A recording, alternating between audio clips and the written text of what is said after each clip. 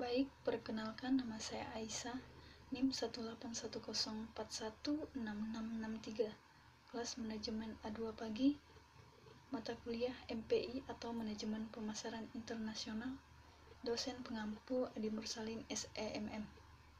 Baik, di sini saya akan mempresentasikan materi tentang strategi promosi internasional.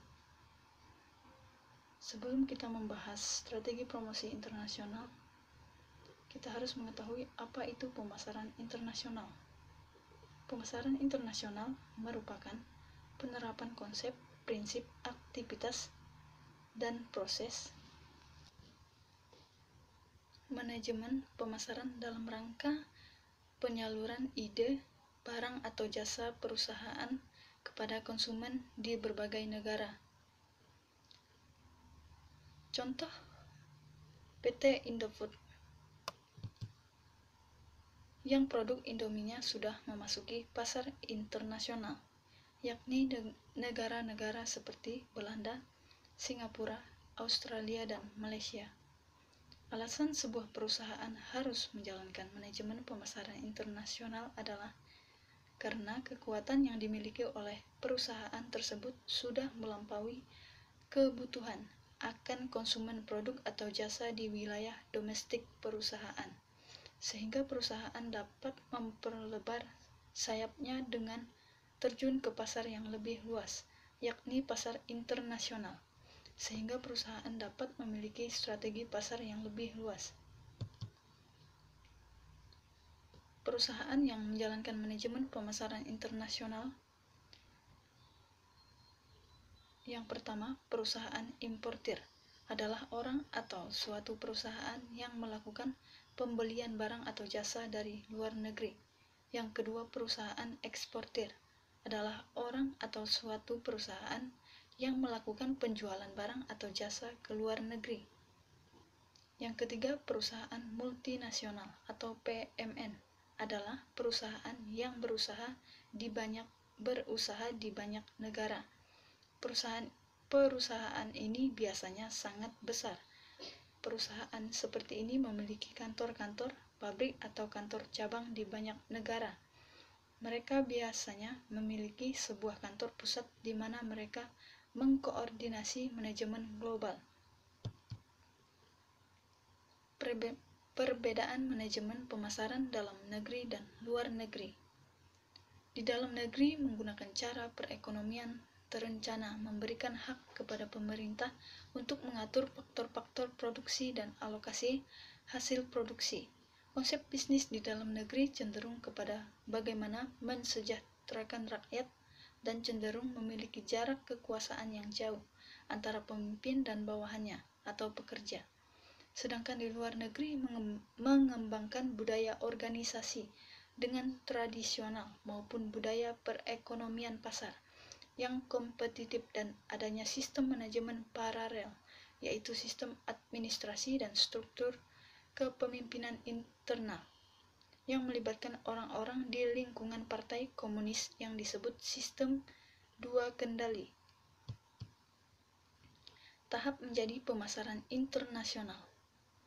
Untuk menjadi perusahaan internasional atau becoming international tidaklah terjadi begitu saja, melainkan harus melalui beberapa tahap, yaitu yang pertama, no foreign marketing adalah perusahaan sudah berhubungan dengan dunia internasional, tetapi bukan karena inisiatif atau belum ada usaha untuk memasarkan sendiri ke pasar luar negeri. Yang kedua, infrequent foreign marketing adalah perusahaan mulai memasarkan ke luar negeri kalau ada surplus produksi.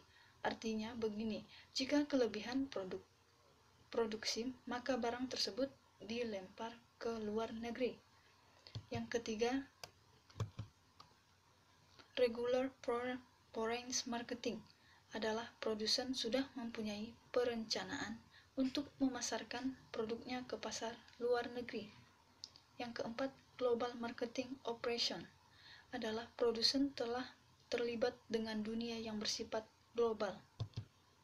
Langkah strategi memasuki pasar internasional. Untuk mengembangkan strategi memasuki pasar internasional atau go internasional, perlu dilakukan langkah-langkah sebagai berikut. Yang pertama, analisis lingkungan internasional. Yang kedua, penetapan tujuan dan kebijakan.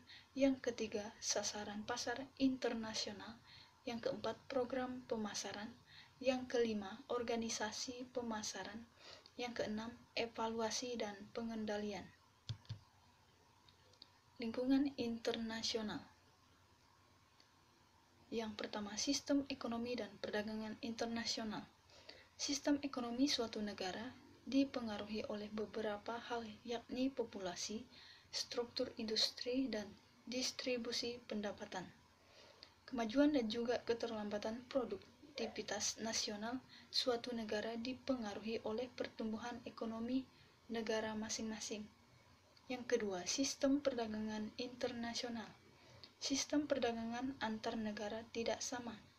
Perbedaan ini dapat ditimbulkan oleh beberapa hal, yaitu perbedaan tarif maupun non-tarif barriers, kuota, embargo, pengendalian nilai tukar, relokasi atau kebijakan internasional, dan asosiasi negara antar wilayah kepentingan tertentu. Yang ketiga, politik dan hukum internasional. Masing-masing negara berbeda keadaan politik dan dasar hukum yang dianutnya.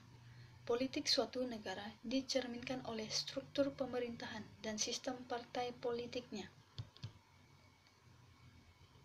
Pasar internasional.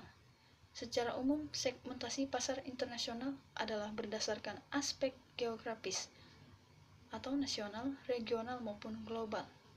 Yang pertama, kelompok pasar Eropa, yaitu EC, EFTA, COMESON.